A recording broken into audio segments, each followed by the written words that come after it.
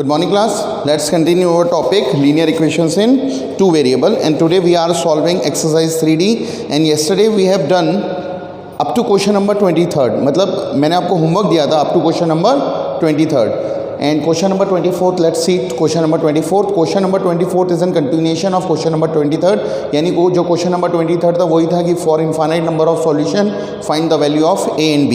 ठीक है, क्वेश्चन देखने में देखो थोड़ा सा खतरनाक लग रहा है पर बहुत इजी है, कुछ नहीं है इसमें। ठीक है, देखो क्या करते हैं, सबसे पहले तो इसको स्टैंडर्ड फॉर्म में बना लेते हैं। तो ये हो जाएगा -7 = 0 और अगर इसको हमने सॉल्व कर दिया तो देखो मैं नीचे लिख नहीं रहा हूँ, मैं यहीं पे सॉल्व कर दे रहा हूँ। 4a + 4b + 1, तो जब ये उधर जाएगा तो मैं इसको -1 ही लगा लेता हूँ। ठीक है, तो इसको हम लिख लेंगे -4a + 4b + 1 = 0। समझ में आया मैंने क्या किया? ठीक है, नहीं समझ में आया तो वीडियो को पीछे करो, reverse 10 second and then see. Now infinite number of solutions के लिए हमारे पास कंडीशन होती है a1/a2 = b1/b2 = c1/c2। यहाँ पर a1 आ गया 2, b1 आ गया 3 और c1 आ गया -7। a2 आ गया अपने पास a + b + 1, b2 आ गया हमारे पास a + 2b + 2 और c2 आ गया अपने पास -4a + 4b + 1। ठीक है, for infinite number of solution condition हमें पता है, we have infinite number of solution लिख लेंगे आप a1/a2 = b1/b2 = c1/c2। a1 की वैल्यू पुट कर देते हैं, that is 2/a + b + 1 = 3/a + 2b + 2 = -7/-4a + 4b + 1। Minus and minus will cancel out. एक बार इन दोनों को सॉल्व करेंगे और एक बार इन दोनों को सॉल्व करेंगे। तो जब फर्स्ट और सेकंड को सॉल्व कर रहे हैं, ठीक है, तो हमारे पास क्या है, 2/a + b + 1 = 3/a + 2b + 2b + 2। Cross multiply कर देते हैं। सो 2 × a is 2a + 4b + 4 = 3a + 3b + 3। सबको इधर ले आते हैं, ये सबको इधर ले आते हैं। चलो तो हो जाएगा 2a - 3a मतलब माइनस का a, 4b - का 3b मतलब प्लस का b, प्लस का 4 - 3 प्लस का 1 = 0। ये हमारी एक इक्वेशन बन गई। इसको प्रिजर्व कर लेते हैं, इसको बाद में यूज़ करेंगे। ठीक है, सेकंड और थर्ड को सॉल्व कर रहे हैं। तो सेकंड इक्वेशन है हमारे पास 3/a + 2b + 2 = 7/4a + 4b + 1। Multiply कर देते हैं, cross multiply. 4 3 = 12a + 12b + 3 = 7a + 14b + 14। ठीक है, सबको इधर ले आते हैं। सो 12 - 7 is 5, 5a, 12b - 14b is -2b, plus का 3 - 14 is -11 = 0। तो एक इक्वेशन हमारे पास ये आ गई, एक इक्वेशन हमारे पास ये आ गई। Have a look. Okay, I need some space, so मैं इधर वाले पोर्शन को रब कर रहा हूँ। पर एक बात बताइए, दो इक्वेशन जब सॉल्व करने को होता है तो दो इक्वेशन को सॉल्व करने के लिए इस चैप्टर में हमने पढ़ा है कि वी हैव मैनी मेथड्स। पहला मेथड होता है ग्राफिकल, ठीक है, दूसरा अलजेब्रा के थ्रू होता है। तो अलजेब्रा में होता है सब्स्टिट्यूशन, एलिमिनेशन, क्रॉस मल्टीप्लिकेशन। ठीक है, ये सारे हमने मेथड्स पढ़े हैं। और एक मेथड और होता था, वो आपके कोर्स से हट गया है। पर सबसे इजी जो होता है वो होता है सब्स्टिट्यूशन। सब्स्टिट्यूशन में क्या होता है, किसी एक की वैल्यू निकाल के इसमें पुट कर दो तो सॉल्व हो जाता है। तो देखो यहाँ से मैं ए की वैल्यू निकालूँ या बी की वैल्यू निकालूँ, चलो मैं बी की वैल्यू निकाल लेता हूँ यहाँ से।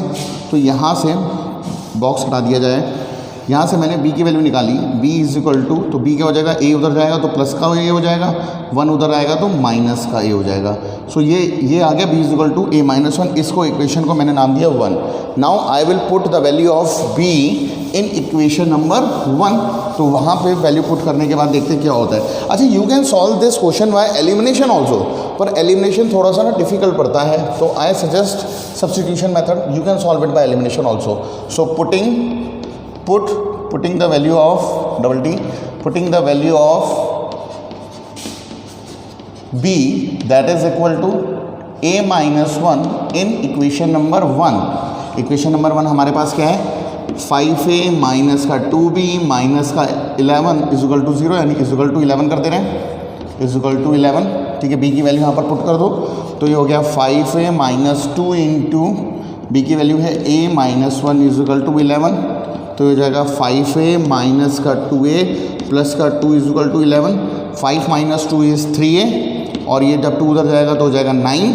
सो a comes out equal to 3। a की वैल्यू कितनी आ गई, 3। अब इस 3 को मैं b is equal to a minus 1, इसको इक्वेशन नंबर बोल दे रहा हूँ मैं a, या इसको इक्वेशन बोल दे रहा हूँ 2, इसमें रख दे रहा हूँ। Putting a is equal to 3 in b is equal to a minus 1, तो ये हो गया b is equal to 3 minus 1। So b की वैल्यू कितनी आ गई, 2। सो b की वैल्यू भी आ गई 2 और a की वैल्यू कितनी आ गई, 3। So and this is our answer. Have a look. So this is our answer. और पता है इसका क्रॉस चेक करने का तरीका क्या होता है, जो इक्वेशन है इसमें पुट करके देख लो क्या इक्वेशन सेटिस्फाई हो रही है। जैसे 5 है तो 5 इंटू 3 इज 15 माइनस 4, 15 माइनस 4 कितना हो गया 11, और 11 माइनस 11 इज 0। ठीक है, या इसमें पुट कर लो b is equal to a minus 1, किसी भी इक्वेशन में पुट कर लो। b मतलब 2, 2 is equal to 3 minus 1, 3 minus 1 हो गया 2। ठीक है, इज दैट क्लियर। तो दोनों इक्वेशन में पुट करके देख लो, अगर आपका a और b की वैल्यू मतलब सेटिस्फाई हो रही है दोनों इक्वेशन, इसका मतलब your answer is correct. Now question number 24 के बाद question number 25 and 26 are of the same time. You can solve it by yourself. Now let's solve one question which is based on the condition of no solution. ठीक है, no solution का अभी तक हमने कोई question नहीं किया है, तो नो सॉल्यूशन का क्वेश्चन देख लेते हैं एक बार। अच्छा, नो सॉल्यूशन का जो क्वेश्चन होते हैं, these are comparatively more important as compare to unique और मैनी सॉल्यूशन, क्योंकि नो सॉल्यूशन में आपको एक कंडीशन याद रखनी पड़ती है। We will have a look while solving one of the question. देखो, सबसे पहले होता है यूनिक, फिर होता है मैनी और फिर होता है no solution. Among these 3 types no solution is the most important, most priority one, और उसके बाद होता है नो सॉल्यूशन। पर बोर्ड में जो क्वेश्चन आता है ना, वो कभी कभी इस तरीके का आ जाता है जिसमें तीनों कंडीशंस होती हैं, पर सबसे ज़्यादा जो आपको प्रेफरेंस देनी है वो देनी है नो सॉल्यूशन के ऊपर, उसके बाद आपको देना है मैनी सॉल्यूशन के ऊपर, और यूनिक की कंडीशन बहुत ही रेयर केसेस में आती है। Is that clear. Now we will solve one question, that is question number 27। Have a Okay, let's see one more question. This is question number 27. Find the value of k for which the given system of equation has no solution. तो हमें k की value निकालनी है और condition हमारे पास दे रखी है no solution की। तो सबसे पहले स्टैंडर्ड फॉर्म में करने के लिए 9 को उधर ले आओ, तो ये हो जाएगा -9 इज इक्वल टू 0। 15 को उधर ले आओ तो माइनस का 15 इज इक्वल टू 0। जब कंपेयर किया तो a1 की वैल्यू आ गई 8, a2 की वैल्यू आ गई k, b1 की वैल्यू आ गई 5, b2 की वैल्यू आ गई 10, C1 की वैल्यू आ गई -9, C2 की वैल्यू आ गई -15। We have for no solution we have the condition as a1 upon a2 is equal to b1 upon b2 is not equal to c1 upon c2। Putting the values of a1 b1, a2 b2 and c1 c2 in the condition that is 8 upon k is equal to 5 upon 10 is not equal to -9 upon -15। इन दोनों को लेके solve करते हैं। ठीक है, तो पहले तो 5 1 5, 5 2 10, यानी 8 upon k is equal to 1 upon 2। Solve कर लेते हैं, तो k इज इक्वल टू 16। ठीक है, is it clear. Have a look.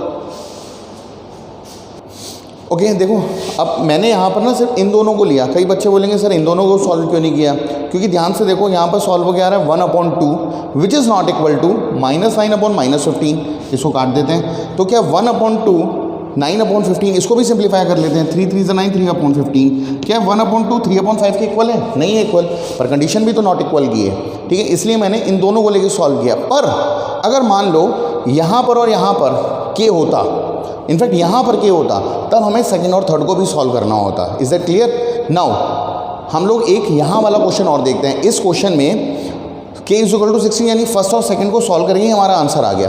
पर अगर यहाँ पर k होता, जैसे अभी इसके बाद हम एक क्वेश्चन करेंगे तो हमें सेकंड और थर्ड को भी सॉल्व करना होता। Is it clear? इसलिए आपको ये ध्यान में रखना है। Have a look. Okay, let's see one more question, question number 29। और इसमें देखो k जो है ना वो c में है, तो we will be solving this question for better understanding the concept. और क्वेश्चन वही है कि find the value of k for which the given system of equation has no solution. तो अच्छा, इसमें एक चीज़ और दे रखी है, k is not equal to 0, क्योंकि k लिख रखा है k 0 नहीं हो सकता। चलो खैर कोई बात नहीं। For no solution we have सबसे पहले a1 is equal to 3, b1 is equal to minus का 1, c1 is equal to minus का 5, a2 is equal to 6, b2 is equal to minus का 2 and c2 is equal to k। तो for no solution के लिए हमारे पास condition क्या है? a1 upon a2 for no solution we have a1 upon a2 is equal to b1 upon b2 is not equal to c1 upon c2। a1 की value कितनी है? 3 अपॉन 6, b1 की वैल्यू कितनी है? -1 अपॉन -2।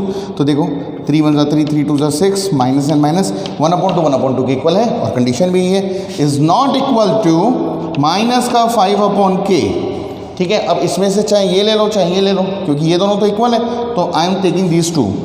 तो for no solution 1 upon 2 is not equal to minus का 5 upon k। Cross multiply, इसका मतलब k is not equal to minus का 10। फॉर नो सॉल्यूशन, अगर इस सिस्टम का नो सॉल्यूशन होना है तो k की वैल्यू जो है वो माइनस का 10 नहीं होगी, माइनस के 10 के अलावा कोई भी वैल्यू हो सकती है। So this is our answer. Is that clear? This is question number 29 and will be solving one last question, that is question number 31। ठीक है, have a look. Okay class, let's see the last question of our exercise, that is question number 29, sorry question number 31।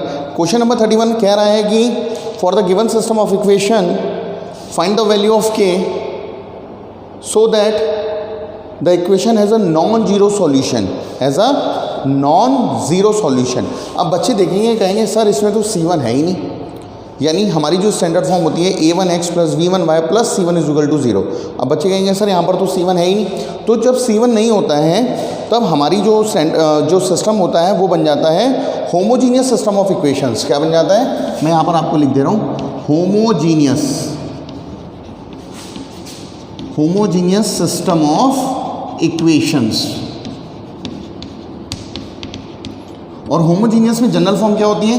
a1x plus b1y is equal to 0। दूसरा होता है a2x plus b2y is equal to 0।